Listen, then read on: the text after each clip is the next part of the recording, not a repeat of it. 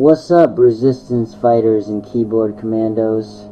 You're tuned in to Hak-Attack, the podcast where red team roots meet blue team brains, and I expose how cyberspace is being weaponized to push back against the real-world power grabs. Tonight, I'm diving into 2025. Not just any year, it was the year ICE agents went full mask and van mode, rounding up immigrants like ghosts. And let me tell you, hackers were not having it. February, Los Angeles.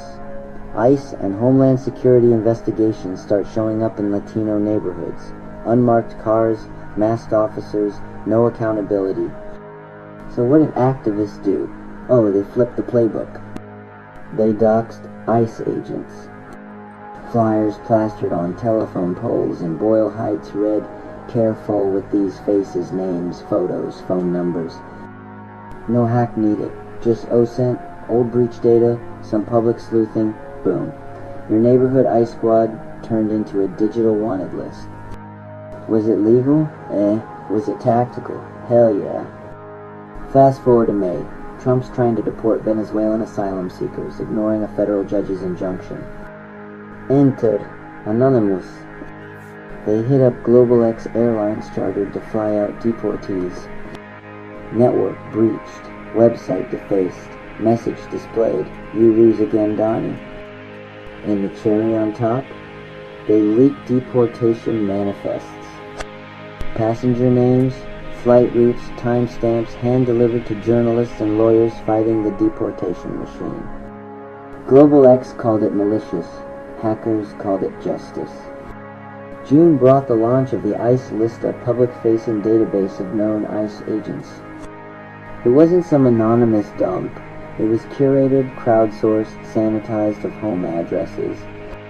Think reverse watch list. Think accountability ledger. Built by the Question Daily, these folks crowdsourced info like sightings, badge numbers, and even LinkedIn profiles. Their tagline? If they enforce cruelty, they don't get to stay anonymous. DHS freaked out, threatened arrests. But the cat was out of the bag and it had IP tracking. Let's break this down like I do in the lab. Motif, proteste illégale déportation. Expose masked law enforcement. Empower vulnerable communities. Amplify resistance narratives. Methods. Doxing through data mining and OSINT. Website defacements with propaganda payloads. Data breaches of deportation contractors. Community alert apps like ICE Block, basically ways for immigrant defense. The point? These attacks weren't just cyber graffiti, they were strategic plays designed to interrupt, expose, and demoralize.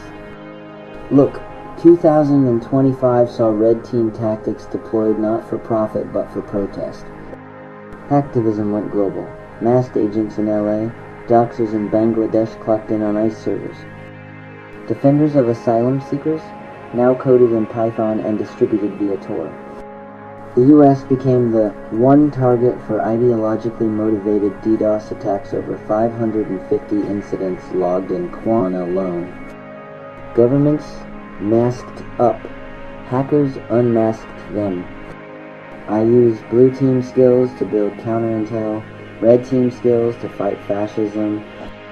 Digital war met boots on the ground protests and the battlefield was everywhere. So here's my question to all of you, coders, crackers, builders, and breakers. If the system goes opaque, do we make it transparent? If the agents of policy hide behind masks, do we turn their shadows into spotlights? Because in 2025, hackers didn't ask permission.